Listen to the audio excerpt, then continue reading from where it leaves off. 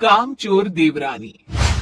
एक बार की बात है, सुषमा अपने पूरे परिवार के साथ खुशी खुशी मोहन नगर में रहती थी। उसकी दो बहुएं थी, पल्लवी और शिवानी।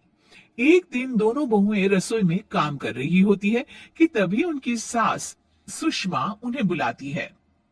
अरे बहू, जरा इधर तो आना। शिवानी, जरा जाकर देखना सासू माँ क्या कह रही है। दीदी आप ही देख लो ना जाकर, आपको भी तो सुनाई दे रहा है। अरे मैं आटा गूंद रही हूँ ना, तुम चली जाओ। हाँ तो मैं भी तो सब्जी काट रही हूँ ना दीदी। अरे बहू, जल्दी आओ। वो ये तो जाएगी नहीं, मैं ही जाकर देखती हूँ कि क्या करना है। पल्लवी सुषमा के कमरे में जाती है। जी मम्मी जी, क्या हुआ? शाम को घर पर कुछ मेहमान आने वाले हैं, तो तुम अच्छा सा खाना बना लेना बहू। ठीक है मम्मी जी, आप बता दीजिए क्या क्या बनाना है और कितने लोग आ रहे हैं।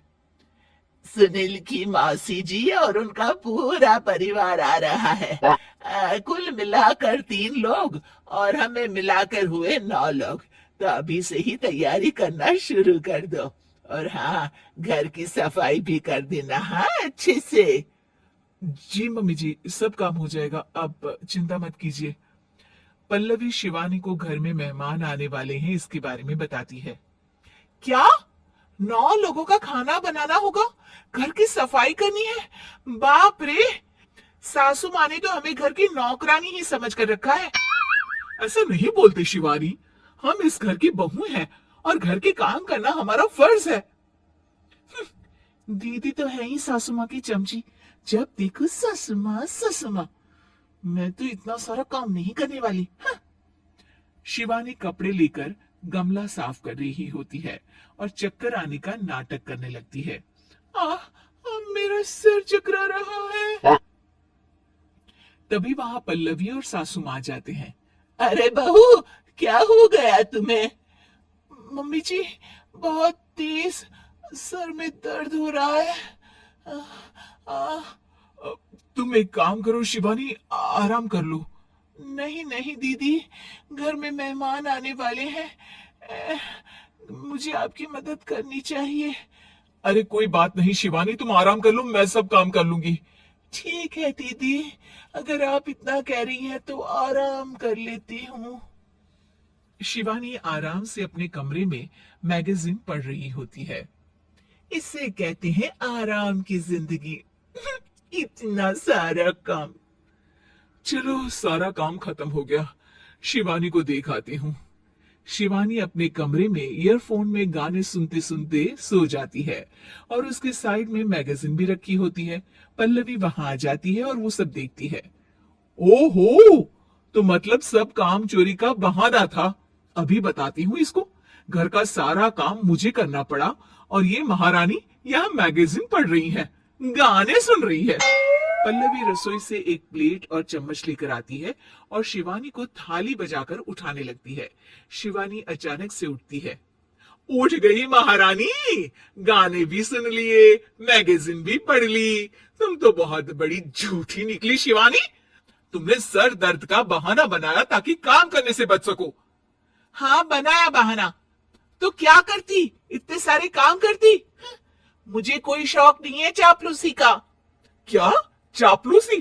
तुम्हें लगता है कि मैं सारे काम चापलूसी के लिए कर रही हूँ? और नहीं तो क्या। तभी वहां सासू माँ आ जाती हैं। अरे बहू, वो लोग बस आने ही वाले हैं, तुम तैयारियां कर लो।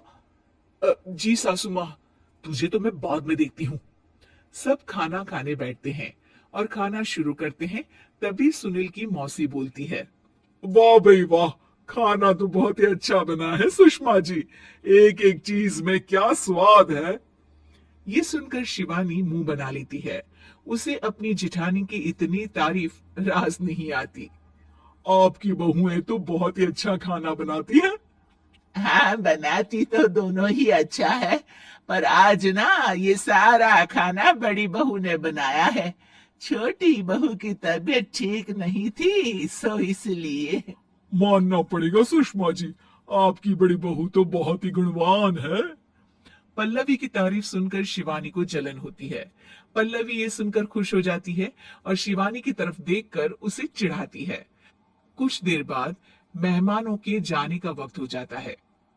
मौसी जी सबके लिए उपहार लाई होती है, वो सबको शगुन के पैसे देती है और अंत में पल्लवी के पास आती है। तुम्हारे लिए शगुन का लिफाफा तो है ही, पर बहू तुम्हें एक और उपहार भी मिलेगा इतना अच्छा खाना बनाने के लिए। मौसी अपने सोने के कंगन निकालकर पल्लवी को पहना देती है। ये लो, ये मेरे मनपसंद कंगन है, अब से ये तुम्हारे हुए। अ, धन्यवाद मौसी जी। ये देखकर शिवानी तो पूरी तरह से जल जाती है और गुस्से से रसोई में चली जाती है। तभी वहां पल्लवी आ जाती है और उसे अपने कंगन दिखाने लगती है। देवरानी जी, अब आपका सर दर्द ठीक तो है ना? मुझे लगता है कि अब सर दर्द शुरू हो गया होगा आपका।